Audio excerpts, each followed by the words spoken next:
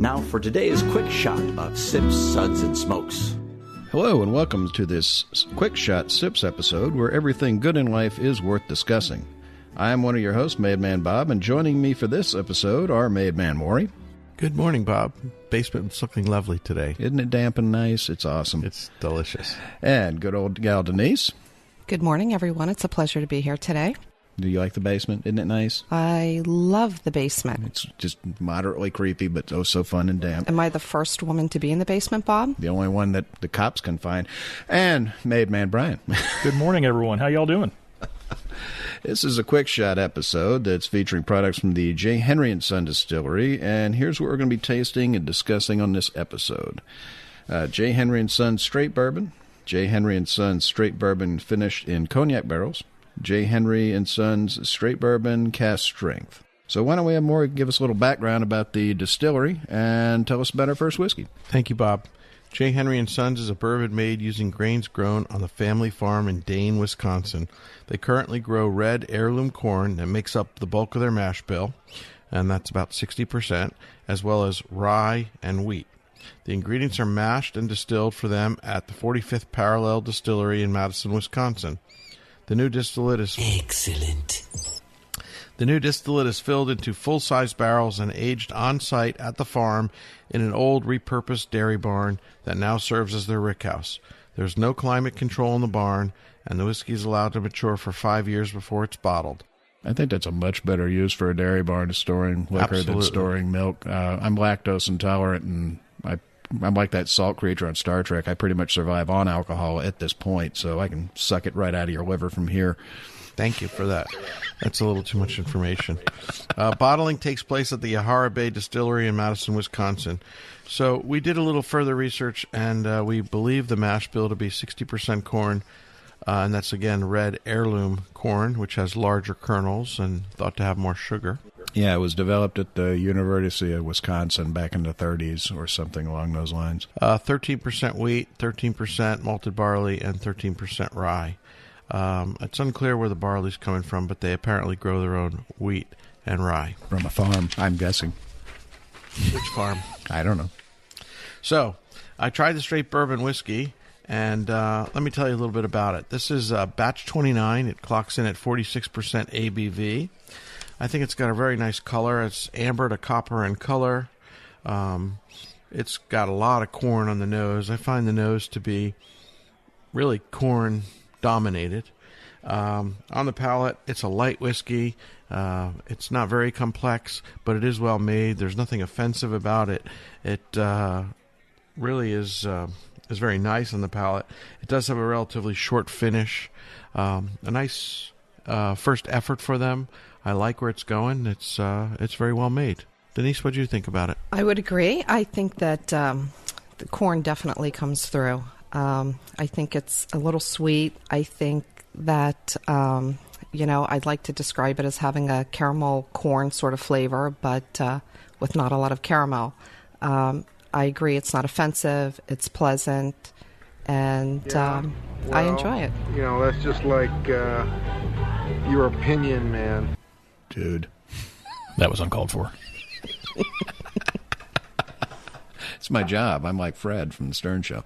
So, Brian, what'd you think? Well, I kind of agree with everyone. It's a pretty light amber-colored bourbon. You can tell that although they say it's 5 years old, it doesn't look like it's getting a whole lot of color out of the barrel that you'd expect for something 5 years old. A little light on the nose, heavy corn in the palate, sweet up front, but a very short, quick finish. Not disappointed with it, but I'd like to see it have a little more age on it. Yeah, it's definitely a little bit young. But honestly, Brian, I thought that it had more color than I would have predicted based on the flavor profile. I thought the color was the most dominant thing that demonstrated any barrel age. Everything else tasted like relatively young spirit, much younger than 5, I would say. I can see that, too. I get a little spoiled, I guess, with a lot of the stuff we're getting out of Kentucky that tends to be a little darker even at this young age. Okay, fair enough. Yeah, he tries a few. Brian is also, what's your official title with the folks at Rabbit Hole? I am the bourbon curator for Rabbit Hole Distilling in Kentucky. Yeah, so he's tasted a dram or two in his time. So, I mean, it definitely does taste a bit young to me as well. But I mean, it's a 5-year age on it. It tastes younger than 5 years, and I think that really probably has something to do with the fact that it's made in Wisconsin, which has 2 seasons. Cold. What do you got against Wisconsin? I got that crap kicked out of me with Wisconsin once. Can't imagine why. Come on, Stripes. Come on, good Lord. Short, fat, and slow. There's no way to go through life, son. It's cold and less cold. So aging there, it's like in Scotland. Slow-mo. You can aging in slow. Yeah, I mean, you can take a Scotch and put it in a barrel and leave it there for 50 years. You couldn't do something like that here, anywhere, even in Wisconsin, because the barrel would probably be empty. But, where it's cold and, and damp, and it really sort of slows that aging process down. It's sort of the opposite, like Ryan was saying. It's the opposite of the guys down in Texas, who say, oh, well, our stuff ages in about 18 weeks, and it comes out and it's dang near black because it's so bloody hot. Down there they have hot and slightly less hot, so maybe it's an effect of the fact that it doesn't go through as wide a seasonal change. I mean, that it slows the aging down a bit. Maybe they ought to do what they do at a place like Woodford, which is heat the rick houses to some modest temperature once in a blue moon and let it cool down. I'm not even sure if it's the heating in the winter that would be the difference, because, I mean, here's the thing. I mean, it gets bloody cold in Kentucky. I mean, Brian's here from Kentucky getting out of the snow. So, absolutely. So, it gets cold, but in the summer it gets hot. There it gets cold, but in the summer it's not hot. So maybe they need to heat it in the summer. I don't know. Or maybe they just need to give it more time, and it's going to age slower but more subtly. I mean, who knows? And, in another 5 years, this thing could really just blow your mind, because it's doing it as opposed to down south when they do it and the heat is being driven in and it's super aging super quick. A lot of that I don't really like, because it tastes rushed. It tastes cooked almost. Rushed. Maybe this is the exact opposite. Maybe if it's going so slow, who knows? In another 5 or 7 years, this could be something that's pretty wild. I would agree. I think this is a good base going forward, and just some more time would do these products very well. Yeah, I mean, it's extremely well made, like you said. I find absolutely no flaws in it. It tastes a little bit younger than the 5 years, but I think that's more of a result of the climate than anything else. Any of you guys add water to this first expression? I'll tell you, I added water to all 3, and on the first one it didn't make a lot of difference, but on the other 3 it made a huge difference, especially on the second one. I really noticed a big difference by adding water. I agree with Bob. The first one, not much of a difference. Not the other 3, Bob, but the other 2, it made a difference. Math was never his strong suit. Oh. Math? I are not good with math, so... So what's our sips rating, Bob? I don't know. I'm thinking a 3. What do you guys think? I'm thinking a 3. A 3. I would say a 3 as well. And what's interesting is I just revisited the first one after not having tasted it in about 20, 30 minutes, and it actually tastes better after it's opened up for a little while. Yeah. And I'm noticing that as well. Longer. There's definitely a significant change with it as it gets some air. It has, even with the water. I'd say this is a solid 3. A very good effort. Love to revisit this whiskey in 3 to 5 more years.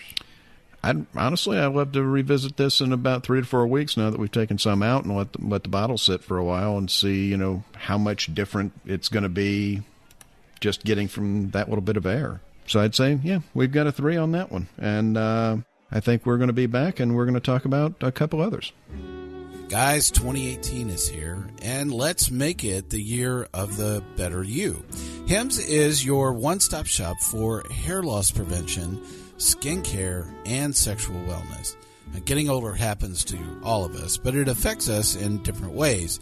Maybe your hair is thinning, your skin is dry, or maybe like about 40% of all men over 40, you're starting to suffer symptoms of erectile dysfunction. Now, here's what you need to know about Hims. These are not herbal supplements. Hims has licensed physicians who consult with you discreetly online and prescribe generic versions of FDA-approved name-brand medications. Now, these medications are shipped directly to you for a fraction of what it would cost to visit a doctor's office or pharmacy. So let's put all this together. Licensed physicians, FDA-approved medications, discreet consultation and delivery, and big savings. You now officially have zero excuses to live with thinning hair, bad skin, or erectile dysfunction. So get off your butt and do something. Actually, you don't even have to get up. Go to forhims.com/sips. Use that site just for us, and you'll get $5 off. That's forhims.com/sips, and get on the path to being the better you. And we're back. Welcome back to this quick shot episode of Sips, Suds, and Smokes. We're talking about a couple products from J. Henry & Son. So what are we going to talk about next, Denise? We're going to talk about the bourbon that's finished in cognac barrels. This is batch number 3 with an ABV of 51.72%. Sure it's not 0.73? Well, it depends. What's it depend on? Well, it depends if you're going to round up or not. Aren't those undergarments? Anyway. Yes. Thank you, Maury. Thanks for sharing with us your underwear today, Brian. Mm-hmm. You obviously have a wonderful economy with words. I look forward to your next syllable with great All right, Denise, eagerness. please go. Thank you, Bob. So anyway, I tried this. The color, to be perfectly honest, is very similar to just the straight bourbon. It would be really hard to differentiate the two based on the color. That being said, I thought the nose was pleasant. Still very high corn, some damp wood. It's not really typical of a cognac finish that I'm really familiar with. And perhaps that's the actual barrel, or it just needs more time. I'm not sure. I did add a little water to it. It opened up. It was nice. A little sweeter. I thought the sweetness maybe had a little bit of toffee in it, but then it definitely turned a little woody. I thought it was nice on the palate, but not too much on the palate. It actually sort of just moves over your palate, or at least my palate. And the finish was nice. It was warm but not hot. I enjoyed it. How about you, Bob? Yeah, I'm with you on this one. The one thing that I noticed on this was when we first tried it, the cognac finish on the nose was much more noticeable than it was on the palate. And the first thing I did is I tried it, smelled it, and then I added a little water, which I do to every whiskey I try because sometimes it works and it makes it better, sometimes it doesn't. On this one, the nose almost doubled. I mean, Absolutely. It leaped out of the glass once I just put just a touch of water in it. So that really amped it up, and the same thing with the palate. I really wasn't picking up. I could just barely get the cognac finish on the palate until I added the water, and as soon as I did, the cognac really came out. I think it's well made. I think it's. I have absolutely no problems with this one. This is, it's a very good whiskey. The cognac, once you added the water to it, came in. It wasn't overpowering. It's got a decent finish on it. I think the cognac finish helped lengthen the finish of the base whiskey on it. I think this one's a winner. I think it's pretty good. I would agree. This made man Maury. I would agree. I think that this is my favorite of their line so far, and perhaps for the day. I think the cognac really helped lengthen the finish. The finish was short, but definitely longer than any of the others that we've tried today. It went from virtually zero cognac on the palate to light cognac with the addition of water. And again, I agree with what you said, Bob, on the nose. Went from nice cognac on the nose to really amped up cognac on the nose. And that's what I was looking for. When I'm getting a finished whiskey, I want to be able. I don't want it to overpower the whiskey. I still want to taste whether it's a bourbon or a rye or a Scotch or whatever. I still want the whiskey. No, and I agree. And I think I want enough of it to come up to where I'm tasting both and they're complementing each other. And adding the water is what when that happened, it did. Yeah, I think they accomplished that. I think without the water, we were like, "Where's the cognac in the flavor profile?" Once you added the water, you definitely got a light background of cognac. Very nice effort. Really, I think it's very well made. Yeah, this one I definitely enjoyed. Absolutely. Brian, you have anything you want to add? What do you think, Brian? Well, I'm still, unfortunately, not quite as impressed as you guys are with it. The cognac is still pretty light to me, even when we try to open it up with a little water. I'd be curious to know about the cognac barrels they're using, how many times they're using them, if they've done anything to refresh them. Just having some experience with the finished bourbons, this one just comes up a little light to me on the finish. It doesn't differentiate itself too much from the regular 5-year straight bourbon that we had. Okay, that's fair. But not bad. It's nothing you would taste and go, "Oh, I'm never going to have that again." God knows we've had plenty of that. Probably today. But no, it's a solid effort. I think they either need some more time in the cognac barrel or some fresher cognac barrel, something along those lines, just to give it a little bit more pronounced flavor. Yeah. But just a little, like you said, there's that fine balance. If you go too far, you end up with cognac in your glass. If you don't go far enough, you get a bourbon without any cognac influence. So I think it's a fine line to walk. Yeah, Absolutely. it's delicate. It's definitely delicate. So what do you guys think? 3? Yeah, I definitely give it a solid 3 today. I give it a solid 3. I probably have to go with 2, but I'm a little more of a critic. All right. Well, consensus rules. Interesting. All right. So we're going to our last product, and we're going to have Brian tell us about that one. So this is their straight bourbon whiskey at cask strength. This was batch number 107, bottle number 80, I believe. Came in at 60.7 ABV. To me, this was actually the best of the lineup we've had today. The color is a little darker amber than the other products, but it still is relatively heavy corn on the nose. But the palate was a lot better for me. It had a good mouthfeel. I do get a little more caramels and vanillas in it. The finish, albeit short, is a little better, particularly after it's been sitting here open for about 20 or 30 minutes. Pretty solid, in my opinion. Much like the standard release bourbon, though, I think it needs a little more time. But the extra proof brings out quite a bit more, what I would expect in something 5 years old, but still needs a little more. All right. Maury, what do you think? I agree with most of what Brian said. There's no question that most of us at this table are proof hounds, and that the cask strength, we're always going to be a little happier. Really? In this basement? No. Again, a lot more flavor. The nose definitely has some more wood on it. The color is a little bit deeper mahogany. There's still a lot of corn predominance on the nose. There's still a lot of corn on the palate. Again, tastes relatively young, but you start to pick up some more nuances of the wood and some of the tannin.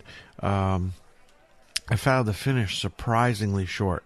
The additional water kind of helped with the flavors, kind of helped round it out a little bit, lengthen the finish just a little bit. A nice whiskey. Again, I think a nice improvement over the entry-level straight bourbon, and I'd love to revisit it in another couple years. What do you think, Denise? I can appreciate all of those thoughts, and I've actually revised my notes since we've been sitting here, and I've tasted through them once again. I think that I like the deeper color, which is pretty indicative of a cask strength, and that's what you would expect to see.